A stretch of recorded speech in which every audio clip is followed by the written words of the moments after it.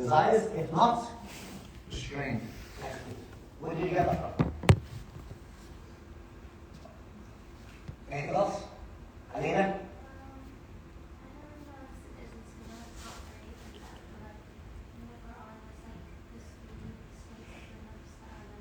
Mm-hmm.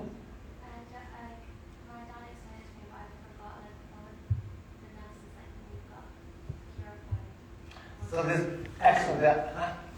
So there's levels of nafs that take you to a higher level. So each one of us can be categorized. You were here last week, were you? But I was online. Oh, So I think it's nafs al-lawam, nafs al-mutmainna, and نفس الأمارة بسوء نفس اللوامة نفس المطمئنة. And there's others, but yes. Anything else from you guys? Excellent. Nafs. When you sin in Ramadan, even though shaitan is locked up, it's your nafs that causes you to sin. When you sin in Ramadan and the shayateen are all locked up, you can't blame the jinn and all these negative forces. Why? When you sin. Why? Because they're all locked up. Which means what? It's you. You gain an insight into who you really are and how much influence shaitan has on you. And for some, you may realize that shaitan doesn't have much influence because your nafs is already shaitanic. Shaitanic or satanic. Interesting. Here's a question. You have negative influences that act upon us, and they are the jinn, and so on and so forth. And waswas. With Iblis, when he disobeyed Allah, who whispered to him? Hands up. Zane. His own nafs, his own self. There weren't any jinn whispering because he was the head. His own self. So his own ego led his destruction. And if that's not enough to tell you about the importance of checking oneself, of holding oneself into account, then I don't know what else is. That's how destructive a nafs is. But yet in this age, the very science that deals with this topic, people are taught, don't take it. It is bid'ah, it's X, Y, and Z. It's paralyzed. There are things going on that most people don't know why they're going on. Things have been worked out. Some of these people are Muslim, some of them aren't Muslim. There's a reason for all of this. Inshallah. Semester 2, we'll touch on that one. One of the ways to destabilize the ummah is attack this part here. Attack the spirituality of Muslims, remove it, make them embarrassed, make them think that it's bid'ah and shirk, take it all, strip them away of the spirituality. You have a defeated ummah. An ummah that is very weak, and you can do whatever you want. Yeah. Tell our brothers and sisters who want to talk about to solve this bid'ah and this stupidity. عملة الكفار in my opinion على كل حال. Alright, the ruh. And the sisters, mashallah, have done an outstanding job on nafs. The ruh. The soul.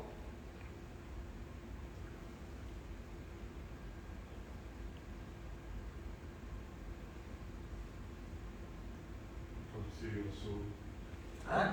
Soul. But what can you tell me about it? The soul, the ruh. Tell me what you know.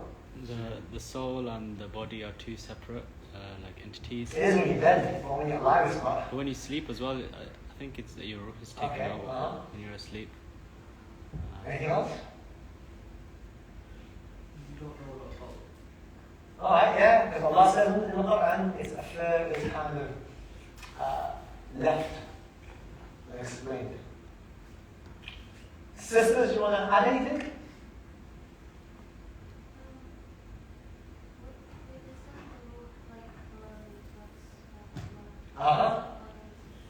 In the womb, excellent. Excellent. Okay, let's move on. You got a little bit. Well, this is important. The relationship and importance to Sufism to soul. Nafs, go. This will answer that question. The importance of the nafs and its relationship to soul. And one of the sort of goals in life to align your nafs with revelation of what God wants to do. Okay? But why is the nafs of importance to the soul? Well, I think the importance of nafs in relation to the soul is important because obviously the own meaning of the soul obviously is purification of the heart, and obviously nafs is like your inner thought as well. So your inner thought is sort of like trying to, I guess, in battle with your heart, etc., to come to. So essentially, what you have to do to your nafs, Control it. Aywa, control it. Go against it. Your nufus are out of control. Alright? Quite literally. Your nufus are out of control, and the soul teaches you how to keep it in control. And the ruh, that's a harder question. Well, we'll answer that now, inshallah. But Bismillah, the nafs, the ego, oneself. In classical times, helping Muslims attain states of the heart that were demanded was not left to amateurs. I was going to put in brackets, life coaches. Well, put it on later on somewhere else. But life coaches can also be put in there. But rather delegated and given responsibility to the ulama of the heart, the scholars of Islamic thought. They are the ones whose expertise in this field you want. Why? Because it can't be sought any other way. For most people, these are not easy transformations to make because of the force of habit and the subtlety with which we can deceive ourselves. I'm okay. I'm alright. Nothing wrong with me. And then we're going to shake you a little bit and all the anger, all the rage. Common example, when people get married and they have problems. I wasn't like this until I got married. No, you were like that. It's just that when you're married, now you've got somebody to kind of bring it out of you. But it was already in there. See the water, you've got clear water, you shake it up, there's a sediment at the bottom, you shake the water up, not this one obviously. It goes all cloudy. Why? Because at the bottom, what was there, no one shook it up. So it's within you. Right? Someone pushes your buttons. And we see who you are. You see the reality of who you are. The point is, those buttons, they shouldn't be there to be pushed. I have them, you have them, we all have them, but the soul teaches you how to remove those buttons so you're not pushed. All the ego, the nastiness that comes with yourselves, all the problems of the ummah, all the problems of the ummah comes back to nafs. Whether you believe it or not. Just take my word for it, make a note of it. Say, Zane said this in 2022. All the problems of the ummah comes back to nafs. You may not believe me. Right? Give it 10, 20 years and you'll see me be truthful. Why? Because that's what I was taught many years ago, and I'm still seeing it to this day. That is the problem. Forget this government, forget this conspiracy, forget this, these governments. All of these things are manifestations of a greater problem. The greater problems are people's egos, nufus.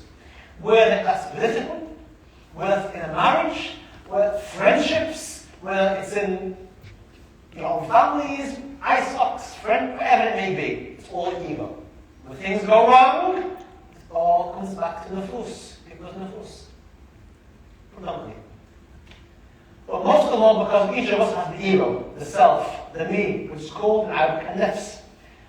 Allah testifies in Surah Yusuf, verily the nafs, the self, ever commands you to evil. Nafs al-ammara, bisu, which highlights the nature of the nafs and the difficulty in disciplining it. When your ego has not been controlled. Ghazali talks about this as this wild animal. You have this wild horse roaming around. Right? That's you. And the rider has to do what? Tame it. So it becomes controllable. Why? Because you can ride it. You are a rider, but you can't ride your nafs. Your ego is so out of control, it's this wild animal, this wild beast. It's in the wild. And you tame it, as Rahim said. But how does one tame it? And Al-Ghazali talks about lessening the food intake is one of the biggest things. When you lessen your food intake, when this beast is weakened, you can control it. That's why fasting Mondays and Thursdays has its important role, as well as fasting the 13th and the 14th and the 15th, which is going to be, I think, Friday, Saturday, Sunday this week, also has a very important spiritual effect. Controlling one's nafs through lessening one's food intake. That's one of two ways. Now the ruh, soul. The spirit is the ruh. As Alina mentioned, the ruh is breathed into the womb on day what? Alina? Why don't you keep on catching you? No, clear. Ask me the questions. Alina, when did the ruh get blown into the soul and gone to the body? When? Into the womb. Was it when our souls were? In the womb. Oh, that's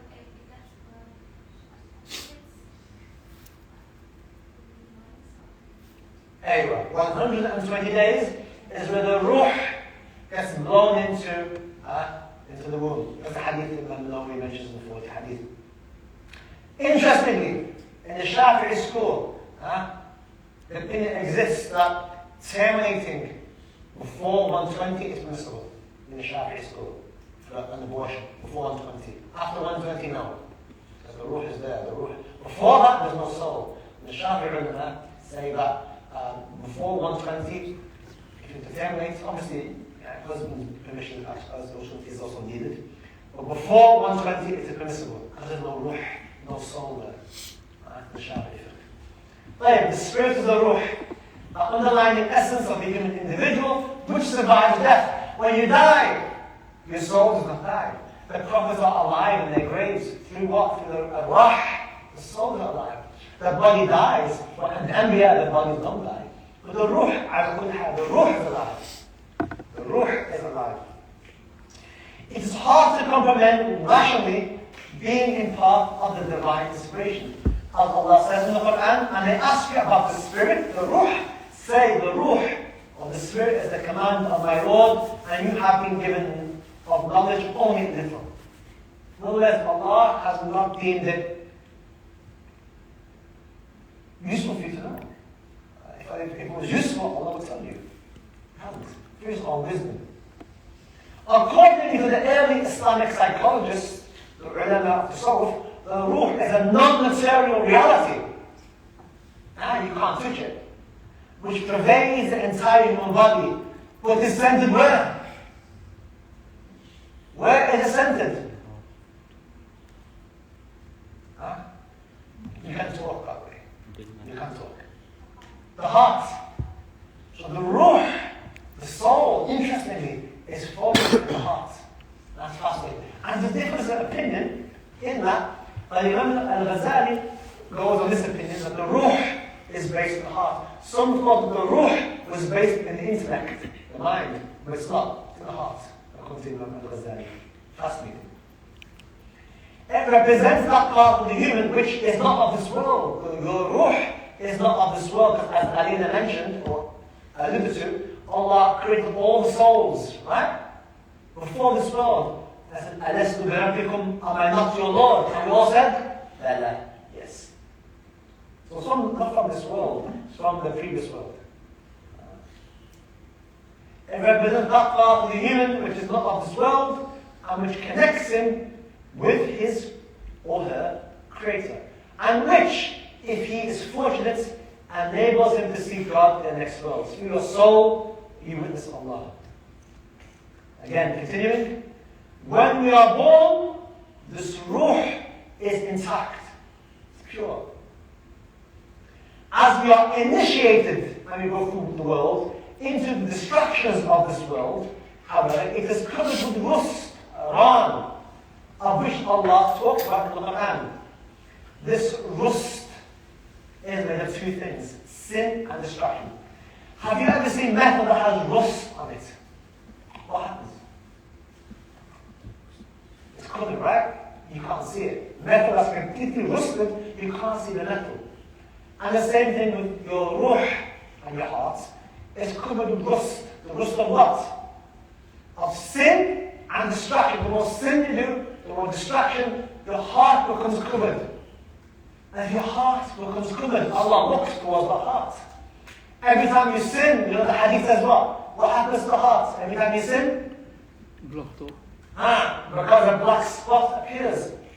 And the more sin you do, the greater that the spot becomes, as your heart becomes darkened, black. And no light can penetrate it, no Quran can penetrate it, because the heart becomes so darkened. The thing makes tawbah, and turn back to Allah, and that just comes off. We make tawbah all the time. The Prophet used to make istighfar 27 times a day. He was the Prophet, the Ma'asum. When, through the process of self-discipline, muhasabah, these are banished, so that the worshipper is preserved from sin and is focusing entirely on the immediate presence and reality of Allah, the rust is dissolved. And the ruh is once again free. The heart is sound and salvation and closest to Allah is now achievable. But Allah will not accept someone that has sin and the heart is covered. You're far from Allah. Whether that's covered of disbelief or whether that's the rust of sins, no. Allah only allows the pure to come close to Him. Then ihsan can be achieved ultimately as the wish of Allah to see Him. Bismillah, continue on. This sounds simple enough, right? Simple. However, the early Muslims taught that such a precious things comes only at an appropriate price. Expensive. What you're looking for isn't cheap. You're looking for Allah to love you. It's not cheap. We need to do some, there's a price to be paid. Cleaning of the heart is a most excruciating challenge. Outward conformity to the rules of religion, to the Sharia. We're people of Deen, people of Sharia. It's simple enough. That's only the first step. I pray, I fast. Are you sincere? Are you arrogant? Do you see yourself superior to everybody else? Even you guys who come to the class, do you find yourself superior to everybody else who haven't come to the classes? Much more demanding is a policy known as mujahadah, the daily combat against the low self. It is self-perfection, keeping your gaze down, trying to fast Mondays and Thursdays, trying to read the Quran, trying to control your ego, trying to be humble, not looking down on the people. When somebody says something that upsets you, controlling the ego, that's difficult, day to day. As the Quran says, as for him that fears standing before his Lord and forbids his nafs of his desires, for him heaven shall be his place of resort. Hence, the commandment or the Sufi statement, slaughter your ego with the knives of mujahadah. Who can explain that to me? You tell me. That's your homework. Well, while you're writing that down, explain to me, Maryam, explain to this, slaughter your ego with the knives of mujahadah. That should make sense to you. I guess it implies that you can mitigate the effects of your ego by practicing jihad. Hence the slaughter it. أذبح نفسك بالزكاة ومجاهدة.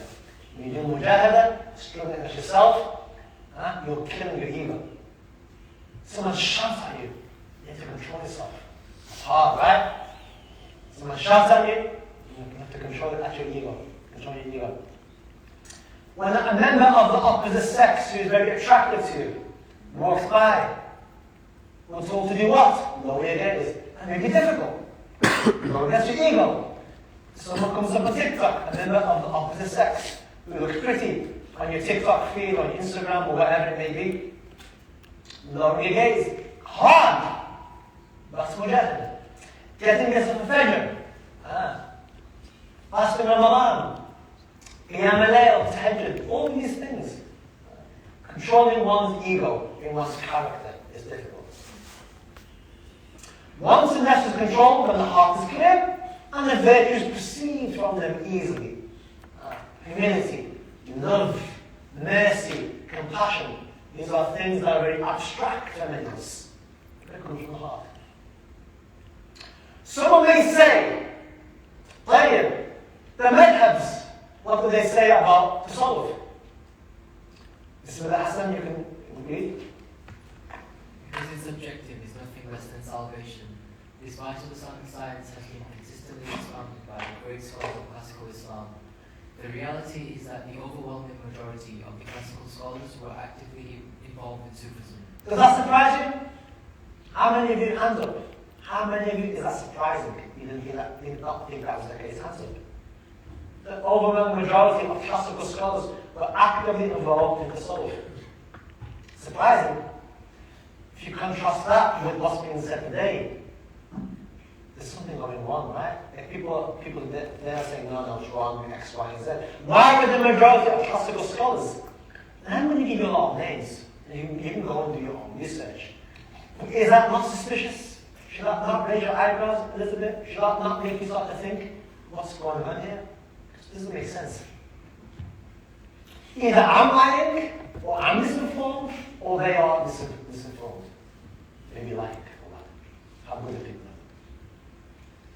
The early Shafi'i scholars, Bismillah. The early Shafi'i scholars of Khurasan, Al-Hakim, Al-Nisaburi, Ibn Furak, Al-Kushairi, and Al-Bayhaqi were all Sufis who formed links in the richest academic tradition of Abbasid Islam, which culminated in the achievement of Imam Hujjat al-Islam al-Ghazali.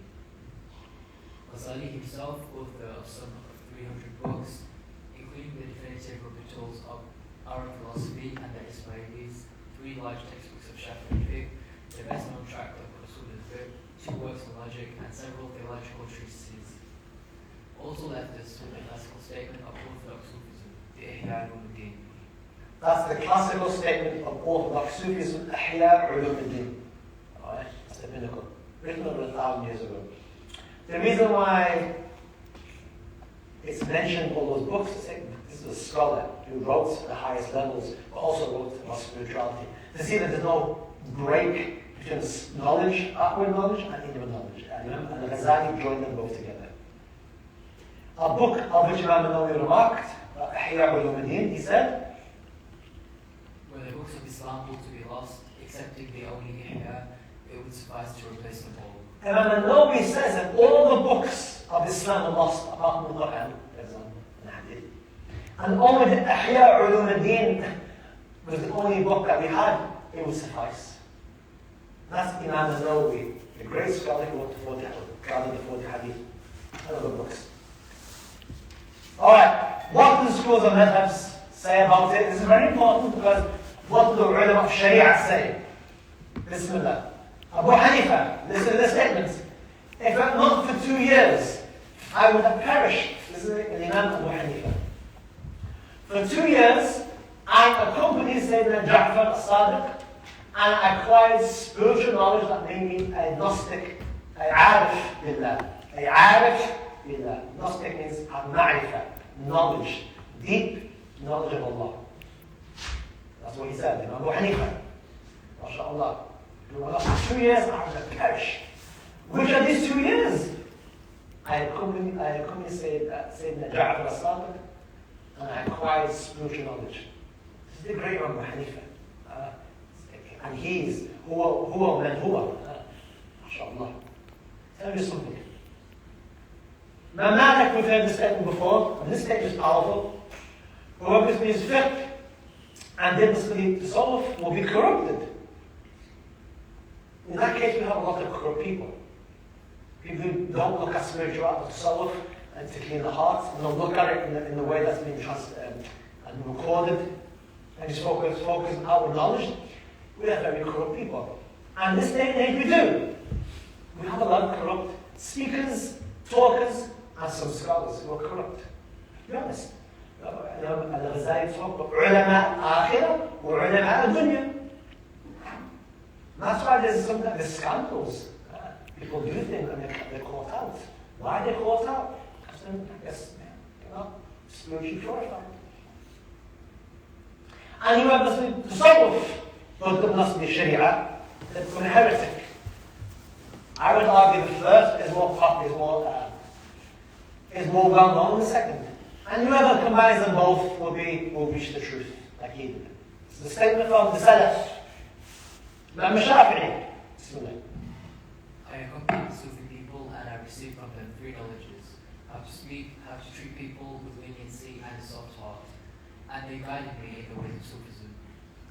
I accompanied the people of the Salaf and I received from them three knowledges. This is Imam Shafi'i, who was, mashallah,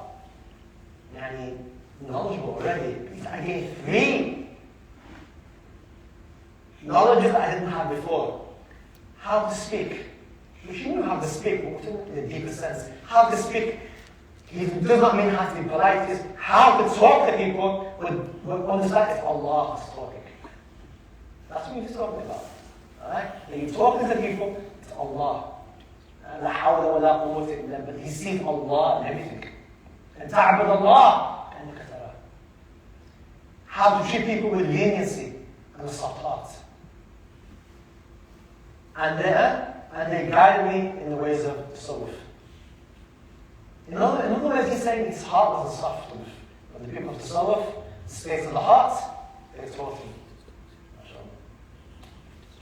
Ahmed ibn Hanbal, listen to this.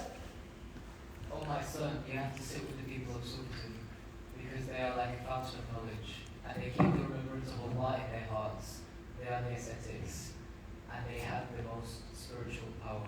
So if the tasawwuf was this bad thing, Ahmed ibn Hanbal, the Imam of Ahl Sunnah wal Jama'ah, people claim to follow in this day and age, he would not be telling his son, advising his son to go and learn from these people. So we found the founders of the four schools endorsing spirituality of tasawwuf. Listen to that. Go. The Maliki jurist of Cairo, Abdul Wahhab al-Sha'rani, defines Sufism as follows. The path of the Sufis is built on the Quran and Sunnah, and is based on living according to the morals of the prophets and the purified ones. It may not be blamed unless it violates an explicit statement from the Quran, Sunnah, or Ijma'. If it does not contravene any of these sources, then no pretext remains for condemning it, except one's own low opinion of others or interpreting what they do as ostentation, which is unlawful. So this is... No one denies the status of the Sufis except someone ignorant of the way they are. This is a very powerful statement that I put in here, because I think it explains a lot. And it's very balanced. The path of the people of Tasawwuf is built upon the Quran and Sunnah. That's the first thing. It's not different. It's not separate. It is built upon the Quran and the Sunnah. And I'll explain that. Alright? And it's based on living accordingly to the morals of the prophets. We want to be prophetic in our morals and our characters. Because the Prophet was close to Allah. We want to emulate that. Outwardly and inwardly. Can we blame Tasawwuf? Yes, we can. When is blame and criticism warranted? When it violates an explicit statement of the Quran, Sunnah or Ijma'. Like anything else. If it does not contravene the Quran, or the Sunnah, or the Ijma' are the consensus of scholars agreeing on something. If it doesn't contravene that, you can't say anything about it. If it does not contravene any of these sources, then no pretext remains for condemning it. It's bid'ah, really. Is that what we're going to go for? It's bid'ah. We've had a whole lecture on bid'ah. But we're going to find out what Sheikh al-Islam, quote unquote, says about that, inshallah. No one denies the status of the Sufis except someone ignorant of the way they are. And there's many ignorant people in this day and age. The Hanbalis and Tasawwuf, again focusing on this because a lot of the people who critique the Tasawwuf in the modern age claim to be Hanbali. Let's see what the Hanbalis say. Well, Hanbali Sufism, one has to look no further than the revered figures of Abdullah Ansari, Abdul Qadir Jilani, Al-Jawzi, and Ibn Rajab. In fact, virtually all the great luminaries of medieval Islam, As-Suyuti, Ibn Hajar al-Asqalani, Al-Aini, Ibn Khaldun, As-Subki, Ibn Hajar al-Haytami. These are Shafi'i scholars, by the way, in case anyone listening wants to be clear about his mission. What I'm saying there is that we've met in the first paragraph, there are some major heavyweights of the Hanbali school. And the Ahmad ibn Hanbal, we've just quoted them anyway. I don't know if I'm adding extra. My point in the second paragraph is that the medieval scholars, some of the household names, they were people of Tasawwuf, they practiced it. Let's see writers like Baylawi, Asawi, Abdul Su'ud, Al-Balawi, Ibn Kathir. Which of those tafsir authors do you recognize, sisters? Hands up. Okay, I heard two voices. Hopefully one wasn't in my head. Alright, hands up so I can pick. Anyone? Bismillah. Ibn Kathir stands out. Guys, any names on them? Apart from Ibn Kathir? Okay, Ibn Kathir. Alright, interesting.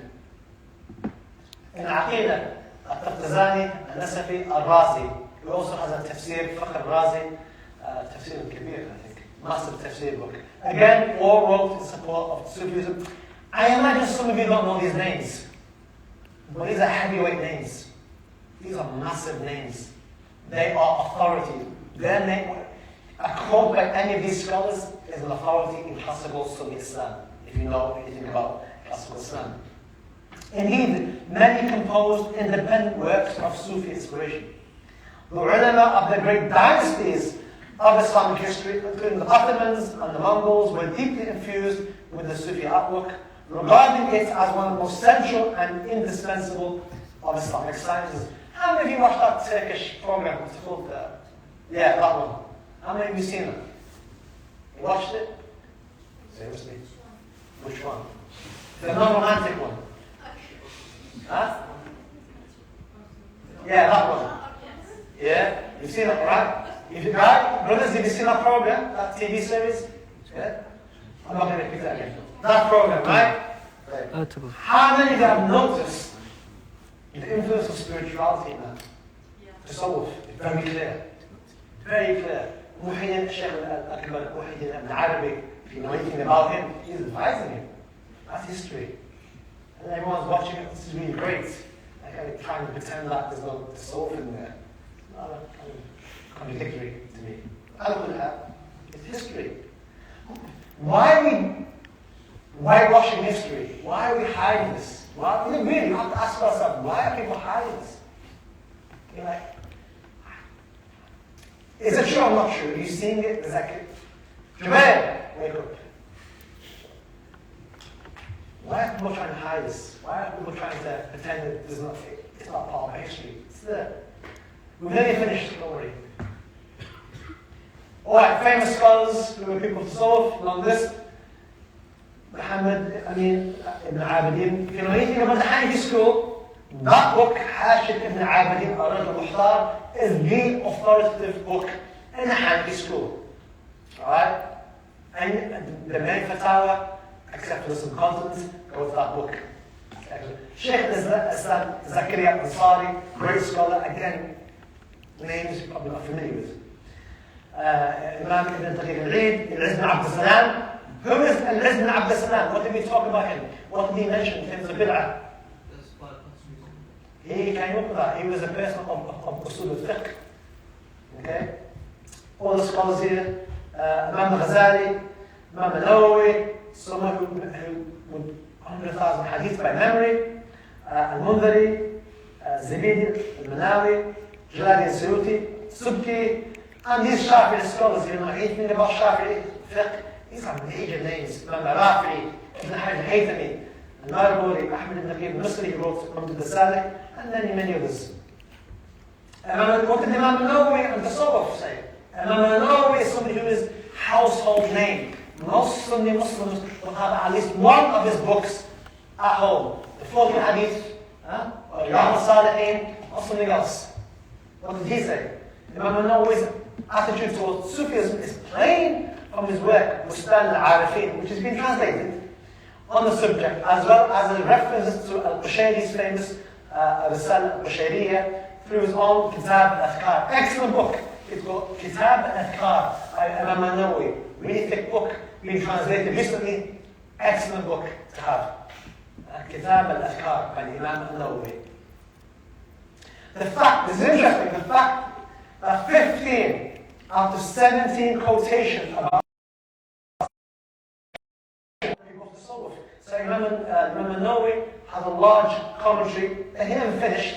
It's on the Shafi'i book, Al-Muhaddam, in which in the beginning he talked about sincerity, but 15 out of the 17 quotations about sincerity, he takes and quotes people of Tasawwuf. Hey, Ibn Taymiyyah and Tasawwuf, what does he say? Now, a lot of people criticize Tasawwuf. They are very outspoken, but they are very loyal followers of Ibn Taymiyyah. And they can do what they want, up to them, it's a free world. But let's say what he says about Tasawwuf. Hassan. Ibn Taymiyyah himself, although critical of the existence of certain Sufi groups, had been committed to a branch of mainstream Sufism. This is clear, for instance, in Ibn Taymiyyah's work of Sharh al-Hayy, a commentary on some technical points in the revelation of the unseen, a key work by the 6th century saint of Baghdad, Abdo al-Jilani. Throughout the work of Ibn Taymiyyah, shows himself to be a loyal disciple of al-Jilani, whom he always refers to as a Shaykhuna, our teacher. This Qadri affiliation is confirmed in the later literature of the Qadri Tariqah, which records Ibn Taymiyyah as a key link in the silsila, the chain of transmission of Qadri teachings. So Ibn Taymiyyah, who critiques in his age, follow him, and people who critique Tasawwuf, for example, are very loud, outspoken. But Ibn Taymiyyah, who is the Sheikh for a lot of these people, he was a person that Abdo al-Jilani, and he was very open in his books, and he calls his Sheikh, Sheikhuna, Sheikh, in spirituality. It says a lot. Ibn Taymiyyah, Ibn Taymiyyah, his views on Sufism remain strangely unfamiliar, even to those for whom he is their Sheikh of Islam, devoted volumes 10 and 11 of his Majmu' al-Fatawa to Sufism. His student, Ibn Qayyim al-Jawziyah, wrote his 3-volume Madarij al-Salikin as a detailed commentary of Abdullah al-Ansari's Manazil al-Sayyid, a guide to the Muhammad's or spiritual stations of the Sufi path. Alright, so we spoke about how important Tasawwuf is and the fact that despite what you've been taught and what's been pumped out in this for the past 70-something years, alright, it's a very different picture emerges when we look at history. What do the people of Tasawwuf and Da'wah have anything in common? Sisters, do you know anything about the people of Tasawwuf and Da'wah and their contribution towards Da'wah? Anybody from the men? Alina, are you from the men? If you can ask a question, no. If you can answer my question, yes.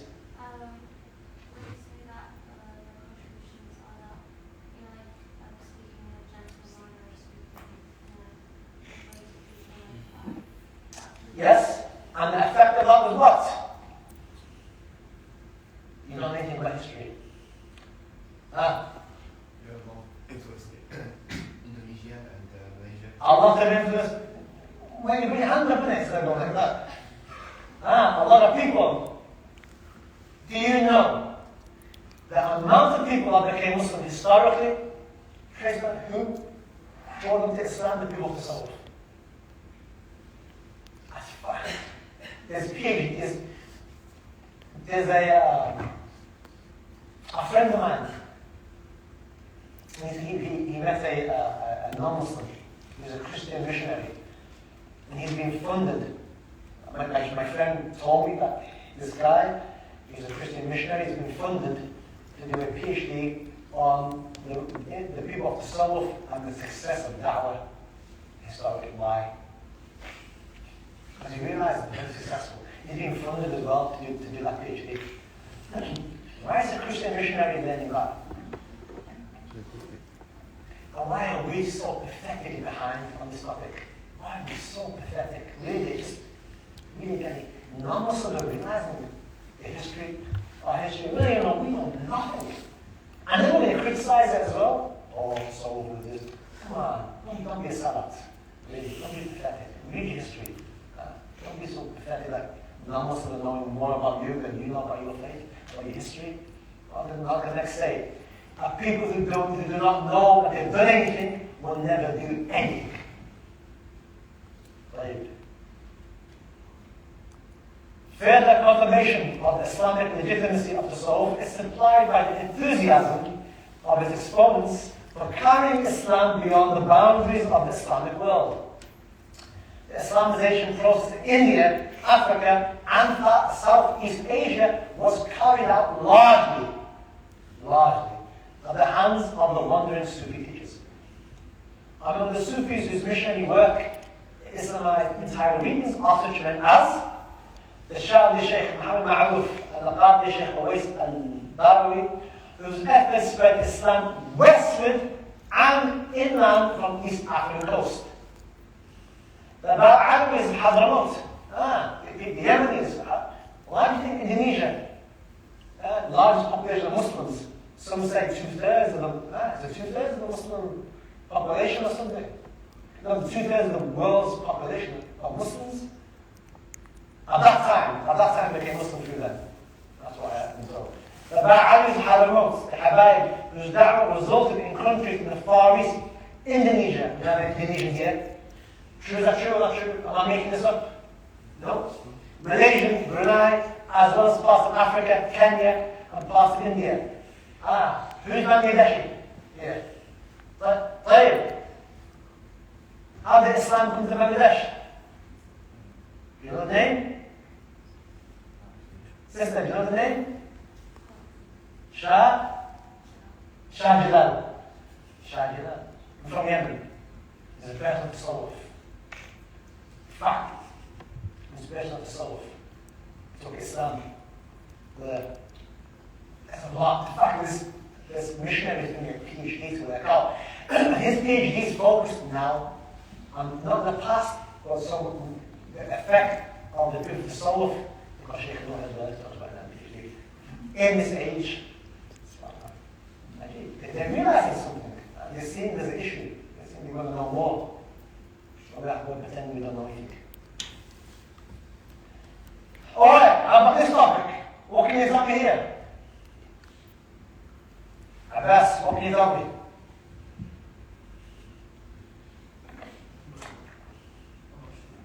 I can live with that. Sisters, what can you tell me? Do the people of Tasawwuf have any influence in jihad? Or were they just people sat in the Zawiya, doing dhikr, doing hadith, doing adhkar, and had nothing to do with politics, and nothing to do with jihad? Huh? Most of them. Some of them what?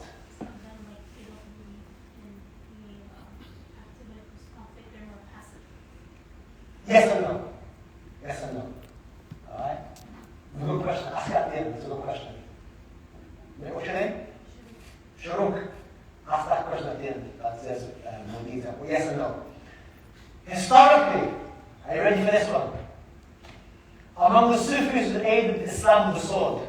The reason why this is here is that people say, some critics who criticize the sword, they're just like they're passive, don't do anything, or cowards, all this rubbish.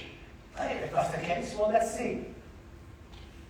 The Naqshbandi Sheikh, Asham al-Dagestani, who fought a prolonged war against the Russians in the Caucasus in the 19th century. How many of you heard of him? Well, okay, mashallah. You're not an NBA fighter, in case you think that's the case. I'll look again. UFC fight. Or whatever it's called, UFC, whatever that's called. Sayyid Muhammad Abdullah al-Somali, a Sheikh of the Salihiyya, ordered to lead Muslims against the British and Italians in Somalia from 1899 to 1920. Again, most of you have never heard of him. The Qadi Sheikh Uthman ibn Fodio of Nigeria, you heard of him? Okay, good. Who led jihad in North Nigeria from 1804 to 1808, established Islamic rule. The Qadi Faqir Al-Haj Muhammad Al-Ahrashi fought the French in Egypt. Who is Egyptian here? Sydney. Right, have you heard of him? No. Huh? There we go. The Judge Sheikh Al-Haj Umar Khalid, who led Islamic jihad in Guinea and Senegal and Mali from 1852 to 1864. A lot of this was done against the people who colonized the lands. The colonists, the Muslim people of jihad, the people of the South. The Qadi Sheikh Ma'la Anayn Al-Qalami, who helped marshal Muslim resistance to the French in northern Mauritania and southern Morocco from 1905 to 1909. The founder of the Sanusi order, Muhammad Ali Sanusi, who was active in jihad from 1807 to 1859, consolidated Islam as a region of people from the Libyan desert to sub-Saharan Africa. Have you heard of him? No. There we go. Learn more about your faith, learn about your history. The Islamic obligation of jihad has been born with a special zeal of the Sufi orders, the tariqas, the turuq. Salahuddin Ayyubi, are you going to pretend he wasn't a person of Salaf? Are you going to pretend he wasn't a Shafi'i or an Ash'ari? Are we going to pretend now? Some mubtadi' that I met several years ago when I was in Yemen. I said to him, he said, oh, the Ash'aris are deviant, and the people of the Salaf are deviant, and let them say the word. Salahuddin Ayyubi, we all praise as being the one who conquered, who kicked out the Crusaders. He was Ash'ari. And based on the Salaf, this individual that Allah guided said to me, Allah can give victory on the hands of deviants. Allah can give victory even on the hands of deviants. If that was the case, we would have seen it with you lot. But we haven't. We haven't. Allah we haven't. And Allah we will never see it. So if that was true, deviants like yourself, we would see some victory. We don't see any victory in Palestine, we don't see a victory in all the conflict areas. We see no victory at all. You and your people. If that was the case. Interesting. So Salahuddin Ayyubi. All the great 19th century, yeah, you read, class. All the great 19th century jihadists, Uthman al-Fodio, al-Sanusi, al-Qadir, al-Jazari, Imam Shamil, and the leaders of the Qadiri rebellion, Sumatra, were active practitioners of Sufism, writing extensively on it while on their campaigns. Abdo al-Jazairi. Anybody heard of him? You heard of him? Okay. You heard of him? In what way? Jazairi. You heard of him? Jazairi. Well known. Tamam. There's some salt. Mujahid. طيب Nothing is further from reality, in fact, than the claim that Sufism represents a quietist and non-militant form of Islam. That's what people like to say. Nothing further from the truth. The role of the Tasawwuf in the success of scholars. It was perceived in all Islamic times that when a scholar joins between all the aspects we have spoken about, his words mirror his humility and sincerity, and for that reason enter the hearts of listeners. And that's how people became Muslim, because of this. This is why we find that so many of the Islamic scholars to whom Allah gave tawfiq for success in their work with Sufis. Indeed, to throw away every traditional work of the Islamic sciences authored by those educated by Sufis would be to discard 75% or more of the books of Islam. If we're saying, as some of our modern Muslims like to say, Tasawwuf is innovation, is bid'ah, we are deviants, should we not then disregard all the deviant scholars? On your logic, let's put them aside. 75% of the books that we need are by people who practice Tasawwuf. What are you left with? Now, I think 75 is probably an exaggeration. Probably Probably a lot more.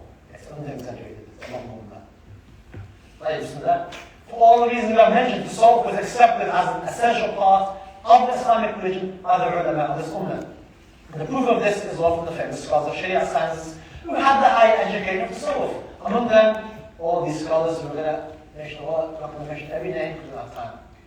Long list. Needed to purify the heart.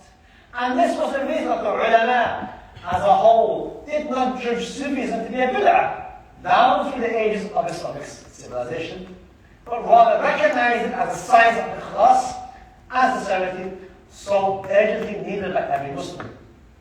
On a day that neither wealth nor children reap any benefits, except he who comes to Allah with a sound heart.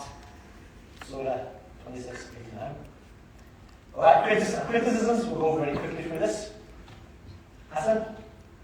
As in other Islamic sciences, mistakes historically did occur in tasawwuf, most of them stemming from not recognizing the primary of Sharia and Aqidah above all else. But these mistakes were not different in principle from, for example, the Israeli baseless tales of Bani Israel that crept into the Tafsir literature, or the Mawdu'at Hadith forgeries that crept into the Hadith, Aqidah and anthropomorphisms. These were not taken as proofs of that Tafsir was bad or Hadith was deviant, but rather in each discipline the errors were identified and warned against by imams of the field because the Ummah needed the rest. And such corrections are precisely what we find in books like Qushayri's Risala, Ghazali's Ihya, and other works of Sufi. In Hadith, we mentioned, remember Imam Abu Hanifa during his time with forgeries, remember I mentioned that? And this the Hadith that have been forged. Does that mean now we throw out the whole Hadith? No. Same with these baseless tales of the Israel that crept in some of the books. Do we throw out the whole of Tafsir? Do we throw out the baby with the bathwater? No, we don't. Similar with tasawwuf. Yes, there are people who do excessive things outside of our Sharia. Yes, there are things that are reprehensible, but they are minority. And we condemn them. Full stop. And I'm from the first to condemn them. I'm from the outwards people who speak outwardly when I see things that are wrong, and I don't often see things, but when they do, I'll be the first to criticize it. First and foremost, inshallah. When it's in accordance with our Sharia. Because the distinction is about today, By otherwise well-meaning Muslims, it's often forgotten that the ulama who criticize Sufis have been Sufis themselves, such as Ibn al-Jawzi and his Iblis, the Devil's Deception, or Ibn Taymiyyah in places in his Fatawa. So yes, Ibn Taymiyyah, yes, Ibn Qayyim, yes, Ibn al-Jawzi have criticized tasawwuf, but I'm going to admit them all people of tasawwuf themselves. They were criticizing aspects of it, not the whole thing. They were not criticizing tasawwuf as an interior discipline to the Sharia. The proof of this is Ibn al-Jawzi's 5-volume Sifat al-Safwa, which contains the biographies of the very same Sufis mentioned in al-Qushayri's famous tasawwuf manual, al-Risala and al-Qushayriya. Right, well, then you finished. Listen to that. They again considered himself a Sufi or Qadiri author, and volumes 10 and 11 of his 37th volume, Majmu' al-Fatawa, are devoted to tasawwuf. And Ibn Qayyim al-Jawziyya wrote his 3-volume This is a repeat. Right, go to the red. These works show that the author's criticisms were not directed at tasawwuf as such, but rather at specific groups of their times, and should be understood for what they are. Alright, here's a summary of everything we've done. In looking first at tasawwuf and Sharia, we found that many Quranic verses and Sahih Hadith oblige the Muslim to eliminate haram in the states as arrogance, envy, and fear of anyone besides Allah. And on the other hand, to acquire such obligatory in the state as mercy, love of one's fellow Muslims, presence of mind in prayer, and love of the Prophet sallallahu alaihi wasallam. We found that these inward states could not be dealt with in the books of fiqh, whose purpose is to specify the outward, quantifiable aspects of the Sharia. The knowledge of these states is nevertheless of utmost importance to every Muslim. And this is why it was studied under the ulama of Ihsan, the teachers of Tasawwuf, in all periods of Islamic history, until the beginning of the last century. This is like last century, beginning of last century. We then turn to the level of Iman and found that though the aqidah of Muslims is that Allah alone has effect in this world, keeping this in mind in everyday life is not a given human consciousness, but rather a function of a Muslim's yaqeen and his certainty, which is only increased and strengthened with the soul. We have the soul as a discipline to aqidah, emphasizes the systematic increase of this certainty through both mudhakara and dhikr, in accordance with the words of the Prophet about ihsan, to worship Allah as you see him. For the longest period of Islamic history, from the Umayyad times to the Abbasids, to the Mamluk, to the end of the 600-year Ottoman period, Sufism has been taught and understood as an Islamic discipline, recognized and honored. Like the Quranic exegesis, the tafsir, hadith, Quran recital, tenets of faith, or any other, each of which preserved some particular aspect of the deen or religion of Islam. A great deal of scholars were people who practiced tasawwuf as attested to by history. Sadly, in this age, some have tried to paint a different picture altogether. And you have to question, brothers and sisters, and those listening, why? Why, despite all of this history, why are people criticizing it? Now that's a question each and every one of you has to answer themselves. Why is that the case? Why? What has happened to this ummah for the past 100 years? Something has happened. And I want you to think about that and go find out. Why? Because that's going to put you nicely in position for semester 2. So is essentially good manners. Whoever has more good manners than you has more to solve. Sufism is not just state of the heart, soul, of the human soul, and heart, through which one recognizes the diseases of the heart, how to replace them, and what to replace them with, how to purify the heart from blameworthy traits. You have to struggle against the nafs until you're in control. It's called traveling salute, to become closer to Allah. This is a journey to Allah that aims at striving to purify your heart through knowledge and good works until you reach ihsan. And this is why the discipline of tasawwuf has been preserved and transmitted by tariqas, or groups of students. Tariqa is a group of students under a particular master, a Sheikh, a murabbi. First, because this was the sunnah of the Prophet sallallahu alayhi wa sallam, in purifying function described by the Quran. Secondly, Islamic knowledge has never been transmitted by writers alone, but rather from ulama to students. Contrast that with today. Sisters, is there a difference today? What's the difference?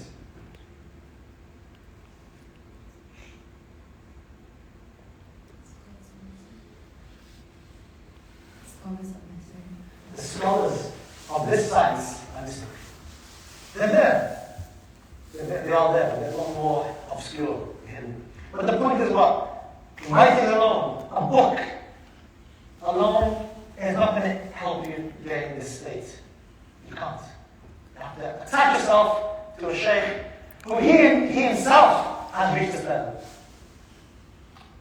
Thirdly, the nature of the knowledge in question is of hal, a state of being, not just knowing. I know Allah watches me.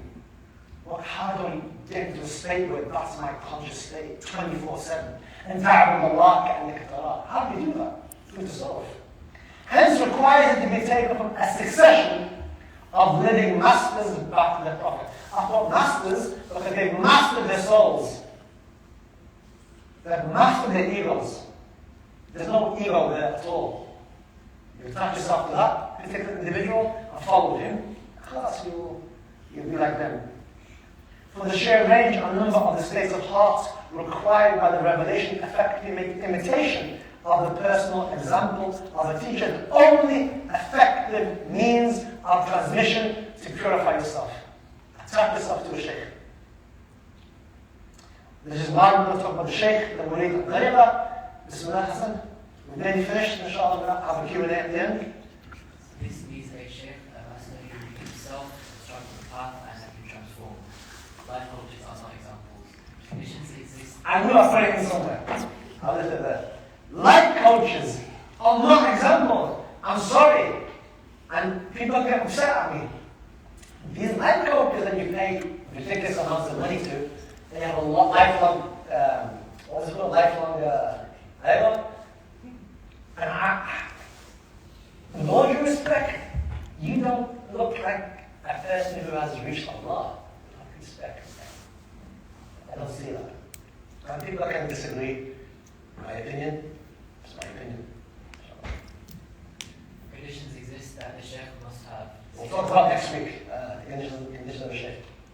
The Sheikh must have an unbroken chain of transmission back to the Prophet. The student is called Murid. The group is called a tariqa, a school or order. There are many that exist: Ba'alawi, Shadri, Qadri, Naqshbandi, Jilani, Chishtiya, Tarqawiyya, Idrisiyya, Khalidiyya, Sundari, Rifa'iyya, Tijaniyya. See the 500 most influential Muslims, and we find that now, inshallah. Actually, no, let's finish off. I've got 2 slides left, and we'll go to that. Keep going. This is where to solve was taught as part of the traditional curriculum in madrasas across. Keep going. Malaysia to Morocco. This is also why many of the British Sharia scholars of the Sunnah have been Sufis, and why, until the end of the Islamic Caliphate at the beginning of the century, and the subsequent Western control and cultural dominance of Muslim lands, they were teachers of the Tasawwuf in Islamic institutions of higher learning, from Lebanon, India to Istanbul, Turkey to Cairo, Egypt. This last paragraph should be read by yourselves at home and ponder on that last paragraph. Because there are things there that have contributed towards the understanding we have today in this chaos. That last paragraph, I don't have time to go into, we should have a look at that in your own time. The subsequent Western control and cultural dominance of Muslim lands. Right. What has happened today that has changed people's perceptions? Like somebody asked me after Jum'ah, you did talk about the soul. Which soul do you mean? I'm like, whoa, relax. What's wrong, man? Why is kind of all this? And I explained to him, it was thank you for having a good opinion. I apologize if I had a bad opinion of you. What does that mean? What's that mean? Why are you scared? Really?